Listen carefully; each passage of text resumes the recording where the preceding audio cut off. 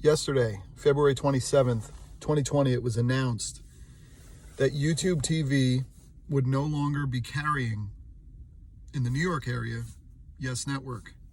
And overall in the US, many regional sports networks that are aligned with the Sinclair Broadcasting Group. I'm completely as disgusted as you could be with this. First world problems, absolutely. But entertainment is so important to Americans. Sports is so important. And the decision to cut the cord does not come lightly.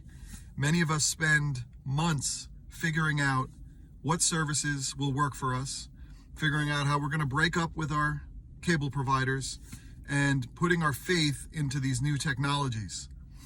New technologies that mostly have to work on top of our cable provider's internet. And several years ago, I signed up with YouTube TV, and it has been a phenomenal service. I love everything about the service, especially the sports.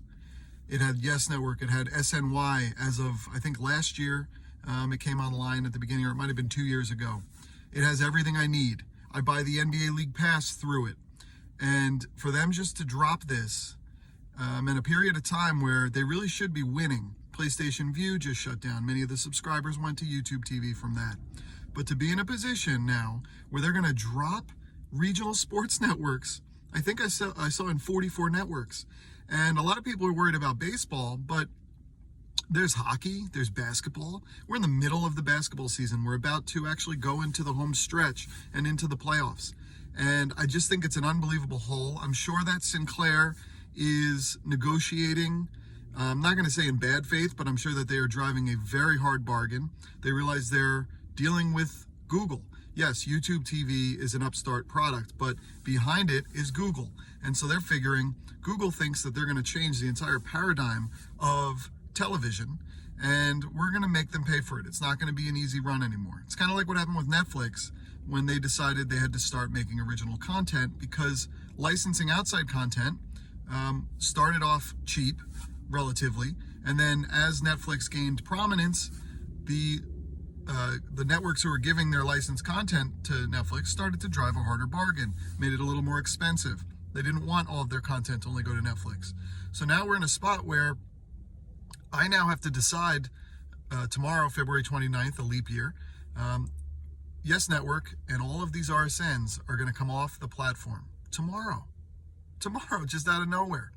And you do see these things come up in satellite negotiations, satellite TV negotiations, where you'll see the ads, starting tomorrow, the Fox 5 affiliate is going to come down, write to your whatever, or tell them you want it. So I guess this could be negotiating tactics where they'll come back to the table and work from this and maybe come to an agreement. But from what I'm seeing on Twitter and what I'm seeing in discussions, a lot of people are taking YouTube TV at their word, and they are already dropping and suspending their accounts. They're going to go to Hulu TV. They're going to maybe go back to cable. They'll maybe go to DirecTV. But Hulu Live TV still has these agreements. Now, I don't know when those agreements are coming up, because maybe theirs just don't happen to be now, right? Maybe they have another year or something.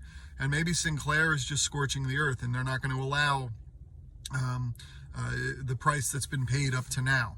So if you're jumping to Hulu, it might just be for a period of time.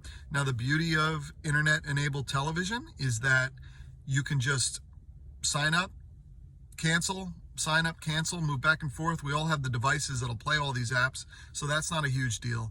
But I really loved YouTube TV, and this is even with the fact that our local cable provider called Service Electric was purchased by Altice and Optimum. So we are going to be having a very competitive cable television product, which I was going to think about moving to, because the price lock-in for 2 years beats what I'm paying now. And what I'm paying now was $100 less a month than what I was paying when I had my full triple play. So there's a lot of decisions to be had. And the difficulty is YouTube just made this big announcement that HBO was going to be coming to the platform. HBO Max was going to be coming to the platform. And I think they're making a very bad mistake right now. Maybe it's too tech nerdish, where they're not seeing that sports is as important as it is. I also got an alert. I have this app called Google Opinion Rewards. It's a really good app. You get paid to take surveys, and it's based on your location. So if you go to a certain store, you might get a survey the next day, and you're realizing that the survey is about that store through the questions. I got an interesting opinion reward survey from Google itself, trying to get to the heart of if I like football, how much I watch it, how important it is to me. And that made me think that maybe they're working on trying to get the Sunday ticket or a better NFL deal. So I thought things were headed in a really good direction. And again, Sinclair might be driving a hard bargain, but I hate to say it, Google might have to pay it now because they can't afford to lose all these people. I don't want to jump to Hulu Live TV. It's missing certain channels that I really like. I liked with YouTube TV that you have NBA TV.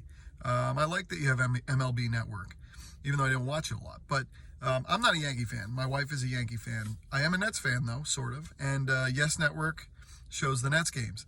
SNY is still on the platform, so that is good. But, Hulu Live TV is still $55, so it's $5 more. AT&T Now, or AT&T Live, whatever the service is called now, it's $80. Now, it throws in HBO, because they own it. But, now we're paying cable prices. I mean, that plus my internet, now I'm at $170. What's the point of it all anyway?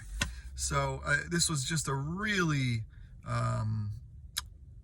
discouraging moment, and I keep hoping they'll come back to the table and work something out. Because, again, I have NBA League Pass through the service, and I'm going to cancel it, and I'm going to lose. I don't know. YouTube has a lot of work to do here. Hopefully the people will speak, and YouTube will make a decision to get back to the negotiating table and maybe have to pay more than they were hoping to. My biggest fear is that this was the straw that broke the camel's back, the straw that broke the stream's back, that if Google can't even make streaming work, who can? All of the competitors are falling by the wayside. Google is basically left with Hulu, and they can't make it work. They can't keep the networks. This was the original reason so many of us cut the cord, because we found the holy grail of streaming for the most part. There is so little that is missing from this platform. The price has gone up, but it's still not awful. The ability to carry your cable with you everywhere, that you can log into your YouTube from anywhere, that it's personalized, that you have unlimited DVR for 9 months. It's a beautiful thing. And now this might be the little Jenga piece that takes the whole thing down, because I think they have like 2 million subscribers maybe. How many can they afford to lose across the US? I think a lot of people are paying for this for sports, because if you don't like sports, there's enough out there from other streaming providers. So thanks for watching. I am Matt McQueenie of the Mix Minus Podcast. You can listen to my podcast in other feeds, podcast feeds. But yeah, come on, YouTube. Come together, my friend.